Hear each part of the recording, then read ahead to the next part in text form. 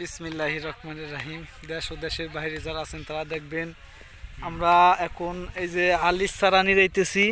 এগুলা যে দেখেন ঘাস, এগুলো খুঁটে দিতেছি বড় বড়টা, এগুলা খুঁটে দিতেছি এখন। সুনীল কাকু, কাকু ভালো আছেন? হ্যাঁ ভালো আছে। আসসালামু আলাইকুম।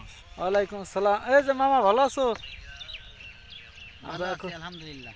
যাক, এই যে এই ঘাস আমরা নিরাইতেছি কাকু, এটা নিরাই দিলে কি হবে? এটি নিয়ে যে আলিটা ভালো হবে, যাক, খুব সুন্দর মাশাআল্লাহ। হবে। এই যে আমার ভাগ্নে ওষুধ, এটা কি দিতেছো? ওয়ালাইকুম। এটা দিলে কি হবে? ঘাস মরবে ঘাস। যাক, এটা কৃষি আলিতে না?